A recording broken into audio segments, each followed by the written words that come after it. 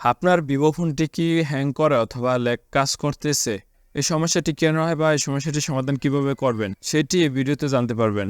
তো প্রথমত ফোনটি রিসেট করুন। আপনার ভিভো ফোনটি যদি ল্যাগ করে অথবা হ্যাং করে, প্রথমত পাওয়ার বাটনের উপর চাপ দেবেন এবং এখান থেকে পাওয়ার অফ করতে পারেন, এবং যদি পাওয়ার অফ করেন তাহলে 3 থেকে 4 মিনিট পর আবার অন করবেন, অথবা আপনি রিসেট দিতে পারেন। যে রিসেট অপশনটা আছে এখানে ক্লিক করবেন, আপনার মোবাইলটি রিসেট হয়ে যাবে এবং অটোমেটিকভাবে এখন এটি আবার ওপেন হবে। দ্বিতীয়ত ক্যাশ মেমোরি ক্লিয়ার করুন।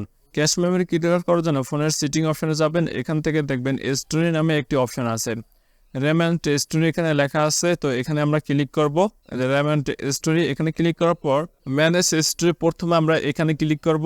আমাদের সামনে আমাদের ফাইল মেমোরিটি ওপেন হবে এবং এখান থেকে উপর থেকে 3 ডট মেনুর উপর ক্লিক করবেন এবং এখানে দেখবেন ক্লিনার লেখা আছে এবং টাস্ক লেখা আছে। টাস্কটি এখানে ক্লিক করবেন এবং এখান থেকে অল আইটেম সিলেক্ট করবেন এবং এখানে ডিলিট দিয়ে দেবেন। তো এখান থেকে এগুলো ডিলিট করে দেবেন। তারপর ক্লিনারের উপর ক্লিক করবেন, আবার জাঙ্ক ফাইল এখানে ক্লিনার পাবেন, এখানে ক্লিক করবেন, আবার ক্লিয়ারের উপর ক্লিক করবেন, এখানে কিছুক্ষণ অপেক্ষা করবেন। তো এটা করার পর আপনার ব্যাগে যাবেন, আবার সেটিংয়ে যাবেন। সেটিংয়ে যাওয়ার পর এখানে দেখবেন আদার অ্যাপস লেখা আছে অথবা অ্যাপস লেখা থাকবে, এটার উপর ক্লিক করবেন। আপনার মোবাইলে যতগুলো অ্যাপস আছে সবগুলো এখানে ওপেন হবে এবং কোন অ্যাপসে কতটুকু এমবি ইউজ করতেছে, র্যামটি ইউজ করতেছে, স্টোরেজটি ইউজ করতেছে, সেগুলো আপনারা এখান থেকে দেখতে পাবেন। যেমন আমার এই টিকটকটি আছে, টিকটক এখানে 1.02 জিবি কিন্তু এই অ্যাপসের সাইজটি আছে। ফেসবুকটা আছে 0.98 জিবি। আমাদের মেইন যে অ্যাপস সাইজগুলো আছে তা কিন্তু এত বেশি না। যেমন গুগলটা আছে 426 এমবি, তো আমাদের এত কিন্তু না। তো আমরা এগুলো ডাটা ক্লিয়ার করতে পারি। ডাটা ক্লিয়ার কীভাবে করবো? যেমন এই গুগলটা আছে 426 এমবি, তো এখানে আমরা ক্লিক করব। এখানে ক্লিক করার পর ক্লিয়ার ক্যাশ এবং ক্লিয়ার স্টোরেজ, তো আমরা এখান থেকে দুইটাই করব। তবে অবশ্যই মনে রাখবেন এটার ভিতরে আপনার কোনো অ্যাকাউন্ট থাকলে সেগুলো কিন্তু চলা যাবে, আবার ওপেন করতে হবে, মানে ডিলিট হয়ে যাবে না, কিন্তু রিমুভ হয়ে যেতে পারে।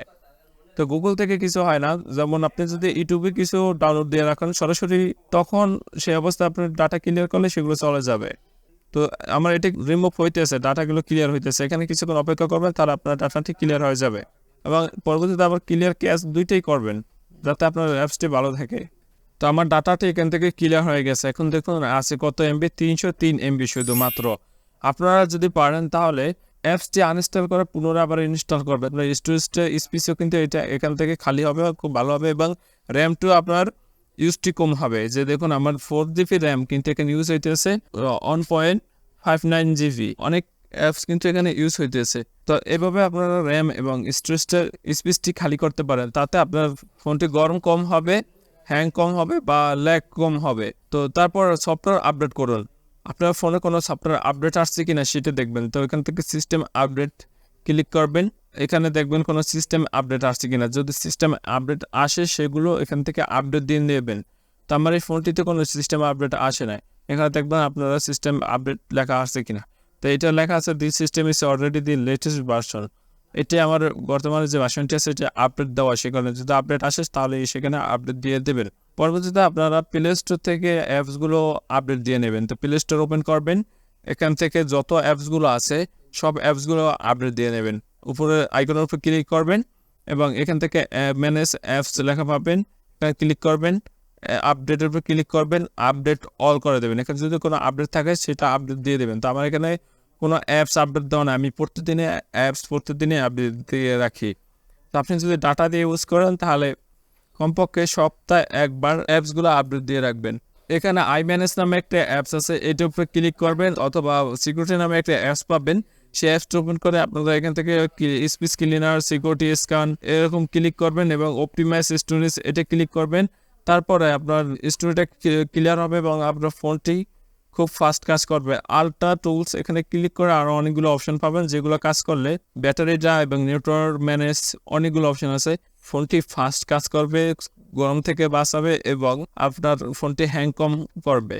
সর্বশেষ আপনারা ফোনটি অফ করে 2-3 মিনিট রেখে তারপর আবার অন করবেন, তাতে আপনার কিন্তু ফোনের চার্জিংটা ভালো হবে। চার্জ যদি চলে হয় সেটি কাজ ভালো করবে। এবং মোবাইল অফ করলে বিভিন্ন সেটিং আছে যেটি আপনার অফ হয়ে আবার পুনরায় অন হবে এবং আপনার ফোনটি ভালো একটি পারফরমেন্স আপনি পাবেন। তো এভাবে আপনার ফোনটি ভালো রাখতে পারেন। ভিডিওটা এই পর্যন্ত ভালো লাগলে অবশ্যই লাইক করবেন, কমেন্ট করবেন, চ্যানেলটি সাবস্ক্রাইব করে পাশে থাকবেন। আর যদি অলরেডি চ্যানেলটি সাবস্ক্রাইব করে থাকেন অসংখ্য ধন্যবাদ।